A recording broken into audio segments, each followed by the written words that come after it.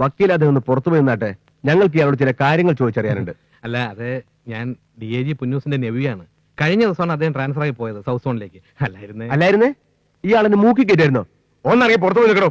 Mister SP, കുറച്ചുകൂടെ സഭ്യമായ ഭാഷയിൽ സംസാരിക്കണം. വക്കീലേ, പുറത്തുണ്ടായാൽ മതി. ഇവർക്ക് എന്നോടാണല്ലോ സംസാരിക്കേണ്ടത്. പറയണ സാർ, എന്താ പ്രശ്നം? ജബ്ബാർ,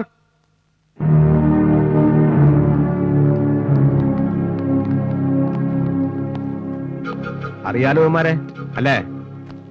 ഇല്ല, സത്യം പറയും എന്നുദ്ദേശിച്ച് ചോദിച്ചല്ല. ഇയാൾ അറിയോടാ? പരമേശ്വരൻ സാർ. ഇയാളെ ഏൽപ്പിക്കാനല്ലേ പറഞ്ഞത്? വാ തുറന്ന് പറയണം. അതെ. എന്താ കാര്യം എന്ന് പറഞ്ഞു തന്നാൽ വലിയ ഉപകാരമായിരിക്കും സാർ. ഓ, പരമേശ്വരൊന്നും മനസ്സിലായില്ല അല്ലേ? പറയാം.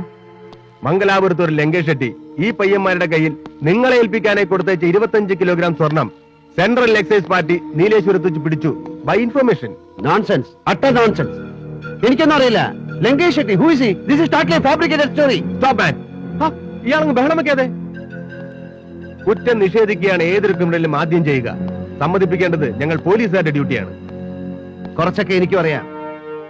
കടത്തിണ്ണയിൽ നിന്നും തെരുവ് മൂലയിൽ നിന്നും കിട്ടുന്ന സാധുക്കളെ തല്ലി ചതച്ച് തെളിവുണ്ടാക്കി കേസ് ഫയൽ ക്ലോസ് ചെയ്യുന്നതും ചാർജ് ഷീറ്റ് തയ്യാറാക്കുന്നതിന്റെ ഒക്കെ പോലീസ് മുറയെ കുറിച്ച് എനിക്കും അറിയാം. എന്നെ ആ കൂട്ടത്തിൽ കൂട്ടരുത്.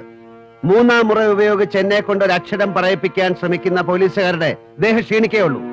പിന്നെ ലീഗൽ ഫൈറ്റിനാണെങ്കിൽ ഞാൻ ഇറങ്ങും. ഡൽഹിക്ക് അപ്പുറം കോടതി ഉണ്ടെങ്കിൽ അവിടെ വരെ. Great heroic words. Not bad, man. Not bad. No, Madam Varsha Verma. It is not just a heroic voice. It's a common man's voice. ഈ നാട്ടിലെ നീതി ന്യായ വ്യവസ്ഥിതികളിൽ നിന്നും വിശ്വസിക്കുന്ന ഒരു സാധാരണക്കാരന്റെ ശബ്ദം. നാക്ക് പിഴുതെടുക്കുന്ന കാലമെല്ലാം പോയി മാഡം. ഇന്ത്യയിൽ നിന്ന് ഭരിക്കുന്നത് വിദേശികളും നാട്ടുരാജാക്കന്മാരും ഒന്നും അല്ലല്ലോ. മുൻ വൈരാഗ്യത്തിന്റെ പേരിൽ ഒരു പോലീസ് കമ്മീഷണർ നടത്തുന്ന ചീപ്പ് റിവഞ്ചാണ് ഇതെന്ന് എനിക്കറിയാം. പക്ഷെ എന്റെ സമയം വിലപ്പെട്ടതാണ്. നാളെ എന്റെ അനിയത്തിയുടെ വിവാഹമാണ്. So I have to go. എന്നെ പോകാൻ അനുവദിക്കണം. പരമേശ്വരൻ, ഒരു ചീപ്പ് റിവെഞ്ചിനായി ദാ ആ മുറിയിലിരിക്കുന്ന 25 കിലോ സ്വർണം സംഘടിപ്പിക്കാൻ മാത്രം എനിക്ക് നിങ്ങളെപ്പോലുള്ള പരമേശ്വരന്മാരുമായി ബന്ധമൊന്നുമില്ല. പിന്നെ നിങ്ങൾ പറയും പോലെ ഇതൊരു ഫാബ്രിക്കേറ്റഡ് സ്റ്റോറി ആണെങ്കിൽ നിങ്ങൾക്ക് കോടതിയിൽ പറയാം, തെളിയിക്കാം.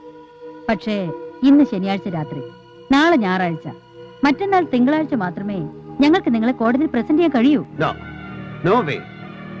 നാളെ രാവിലെ എനിക്ക് ബെയിൽ കിട്ടണം. Take me to magistrate's house. മജിസ്ട്രേറ്റിന്റെ വീട്ടിൽ കൊണ്ടുപോയി എനിക്ക് ജാമ്യം എടുക്കാം. സോറി, എനിക്ക് സത്യത്തിൽ തികഞ്ഞ ദുഃഖമുണ്ട് പരമേശ്വരൻ. കാരണം മജിസ്ട്രേറ്റ് ലീവിലാണ്. ഇന്ന് വൈകുന്നേരം പ്രതീക്ഷിക്കാതെ ഒരു യാത്ര പോയി അദ്ദേഹം. അത് ദൈവത്തിന്റെ തീരുമാനമായിരിക്കും. അല്ലെങ്കിൽ നിങ്ങൾ പറയും പോലെ ഇതാരാണോ ഫാബ്രിക്കേറ്റ് ചെയ്തത് അവരുടെ തീരുമാനമാവും.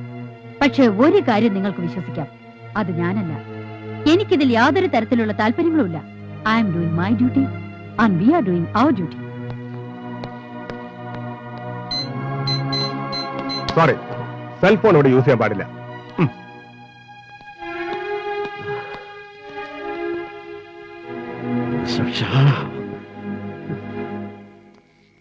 സാമിയ, ഇത് ഞാനാ. ആകെ പ്രശ്നമാ. ഇനിയിപ്പോ മൺഡേ ബെയിൽ കിട്ടത്തുള്ളൂ. അതുവരെ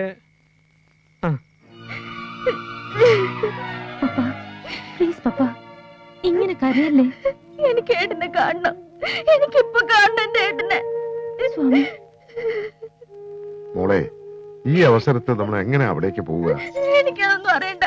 എനിക്ക് എന്റെ ഏട്ടനെ കാണണമെന്ന് പറഞ്ഞാൽ കാണണം. ഏട്ടനില്ലാതെ എനിക്കൊരു കല്യാണം വേണ്ട, ഒന്നും വേണ്ട. മോൾ അവിടെ കാണുമ്പോ അത് ഏട്ടന് എന്തുമാത്രം സങ്കടം ഉണ്ടാക്കുന്നു മോളൊന്ന് ഓർത്തു നോക്ക്. നാളത്തെ ഒരു ദിവസം കൂടെ കഴിഞ്ഞ ഏട്ടൻ വേണ്ട. ഇപ്പൊ ഈ രാത്രി എന്റെ ഏട്ടന്റെ അടുത്ത് കൊണ്ടുപോകാൻ പറ്റുമോ? എന്തിനാ എന്റെ പാവേട്ടൻ എല്ലാരും കൂടി ചതിച്ചത്? എന്റെ ഏട്ടന് ഒരു തെറ്റും ചെയ്യില്ല.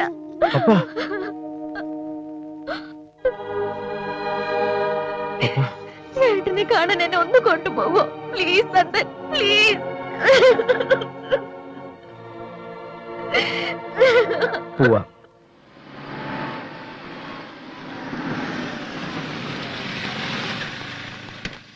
പിന്നെ ആരെയും കാണാൻ അനുവദിക്കില്ലെന്ന് കമ്മീഷണർ സ്പെഷ്യൽ ഇൻസ്ട്രക്ഷനാ. കേരളം ഭരിക്കുന്നത് കമ്മീഷണർ ഒന്നും അല്ലല്ലോ. ഈ 4 ഫോണിലും 4 മന്ത്രിമാര് വെയിറ്റ് ചെയ്തിരിക്കുക. ദാ ഇതൊന്നും അങ്ങോട്ട് അമർത്തിയിട്ട് ഓരോരുത്തരുടെ കയ്യിലും വെച്ചു കൊടുക്കും. പോലീസുകാരുടെ. നിങ്ങൾ ധൈര്യമായിട്ടിരിക്കും മക്കളെ. വാ.